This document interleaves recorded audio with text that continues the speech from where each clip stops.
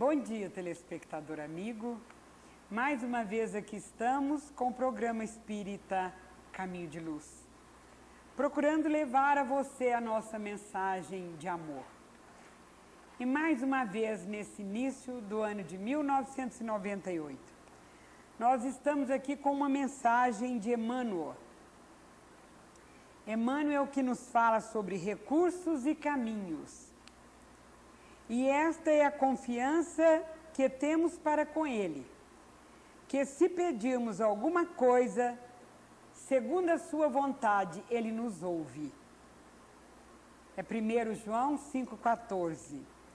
Exporemos em prece ao Senhor os nossos obstáculos, pedindo as providências que se nos façam necessárias à paz e à execução dos encargos que a vida nos delegou.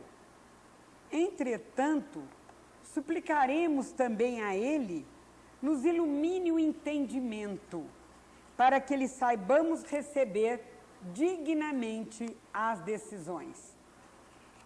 Não nos esqueceremos de que a nossa capacidade visual abrange mais ou menos, unicamente, o curto espaço dos 60 segundos de 1 minuto, enquanto que o Senhor, que nos acompanhou as numerosas existências passadas, existências que conservamos agora na Terra, temporariamente esquecidas, e nos conhece o montante das necessidades de hoje e de amanhã, tenhamos suficiente gratidão para não suprimir-lhe a bênção. A providência divina possui os recursos e caminhos que lhe são próprios para alcançarmos. Quando encarnados no plano físico, se na posição de enfermos, costumamos implorar do céu a dádiva da saúde corpórea, na expectativa de obter um milagre, às vezes o céu nos responde com a imposição de um bisturi, que nos rasga as entranhas de maneira a reconstituir-nos o equilíbrio orgânico. Simbolicamente, ocorrem circunstâncias idênticas no quadro espiritual de nossa vida cotidiana.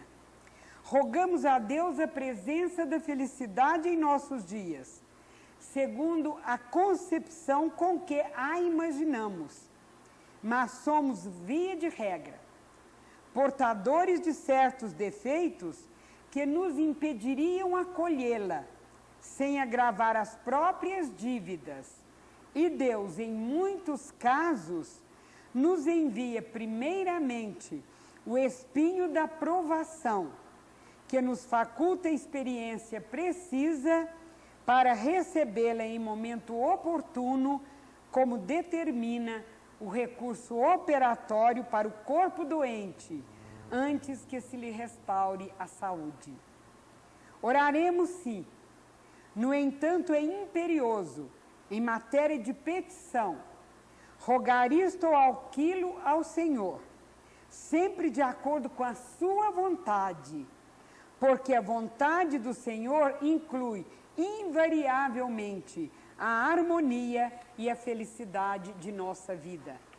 Telespectador amigo, quantas vezes nós oramos, pedimos e achamos que Deus não nos atende, que Deus não está nos ouvindo, mas na realidade, esse Pai misericordioso, infalível que é Deus, Ele sabe do que é que nós necessitamos.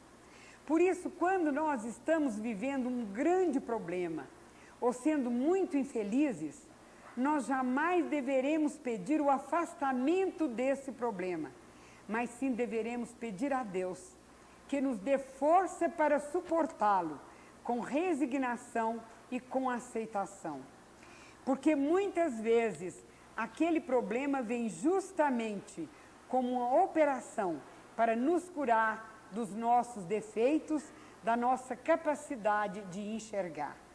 E por falar em capacidade de enxergar, eu me lembrei aqui de uma história de um imperador romano. imperador romano recebeu certa feita um presente raríssimo, além de ser um presente muito rico, muito raro, do imperador da China. Esse presente eram vasos de porcelanas, e todos pintados com motivos característicos da dinastia de Roma. E o imperador romano, ao receber esse presente, ele ficou orgulhoso, vaidoso demais, ficou muito feliz. Então ele mandou que esses vasos de porcelana fossem colocados em salões especiais, em nichos especiais, e que tivesse ali um homem só para zelar desse tesouro que eram os vasos de porcelana. Mas ele decretou também uma pena. Seria uma pena de morte para todo aquele que, por um motivo, por um descuido, por um motivo ou outro, viesse a estragar, a causar qualquer dano àqueles vasos de porcelana. Esses vasos foram colocados num salão especial, em nichos especiais, mas eles teriam que ser limpados.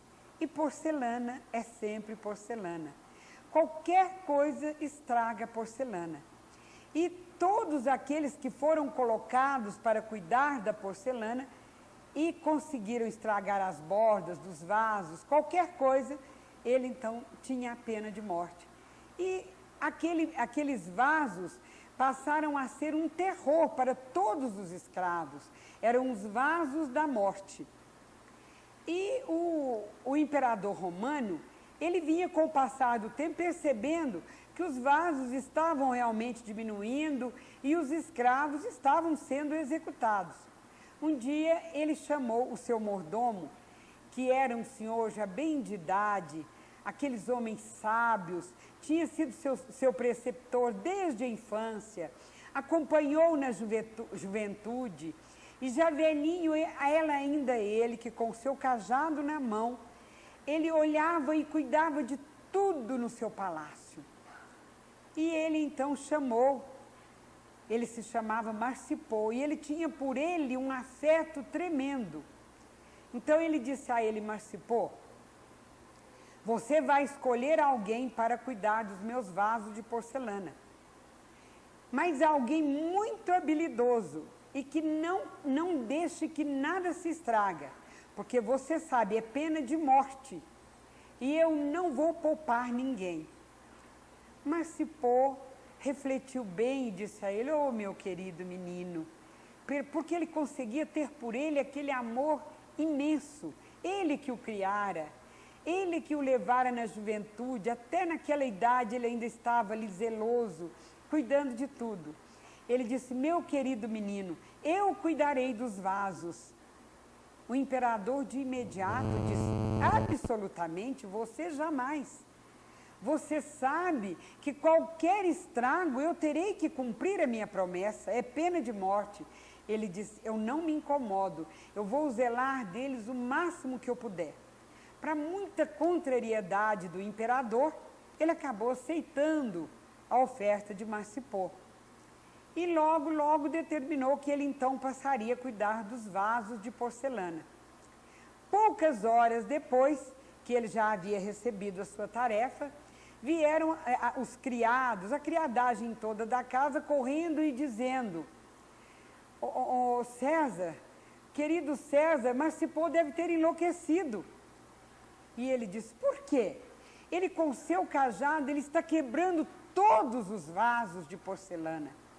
O imperador, bravo demais, mas violentamente aproximou-se de Marcipô e disse para ele: esse é que é o meu fiel servo?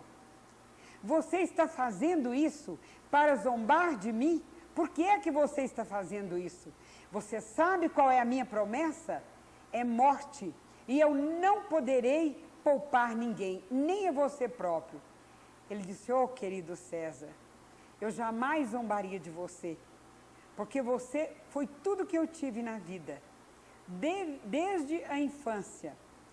Apenas eu quero que seja a minha vida a última a ser trocada neste castelo pelos bens materiais.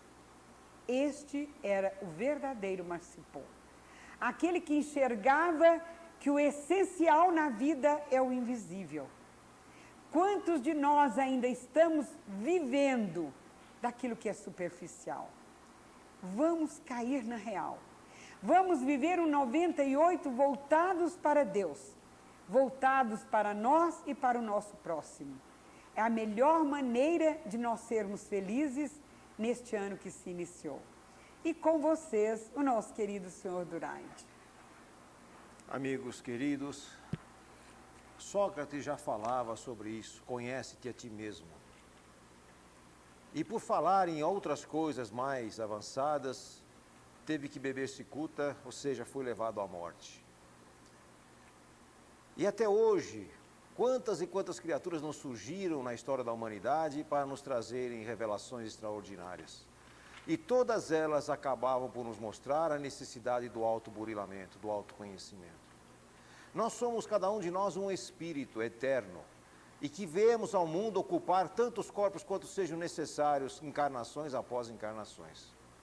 Na verdade, temos uma única vida, a vida do espírito, que ora se manifesta na matéria, como aqui agora estamos, e ora se manifesta no mundo espiritual, um mundo mais eterizado, e cujas esferas são muito elevadas, e se quiséssemos estudá-las, poderíamos dividi-la em dezenas, em centenas e milhares de graus, para poder compreender cada uma delas. Na verdade, nós estamos aqui encarnados para fazer esta grande passagem, este grande crescimento, este grande burilamento da alma, do espírito. Não estamos para outra coisa qualquer.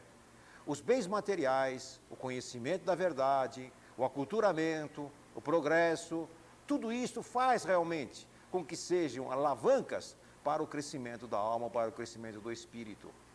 A ciência procura provar tudo através da ciência, provando os fatos. Ela não inventa nada, ela só perquire e encontra aquilo e revela o que existe. E quando ela consegue misturar um elemento A com o elemento B e dar o elemento C, ela não criou nada. Ela apenas pegou aquilo que existia, misturou e foi dar o elemento certo que ela precisava. Mas esse elemento já existe no universo e na própria Terra. Então ela tem o seu valor maravilhoso, mas relativo, porque ela não traz aos homens a explicação de onde veio e para onde vai, porque ela não vai além dos sentidos materiais. E bem disse a nossa querida Canusa, se nós não dermos valor para o transcendental, para aquilo que não se pega, para aquilo que não se apalpa, para aquilo que não se vê, nós estaremos perdidos.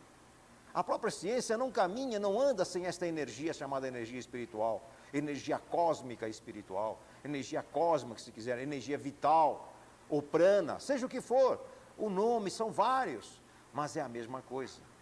Ela é o fluido que gera o movimento e a movimentação em tudo.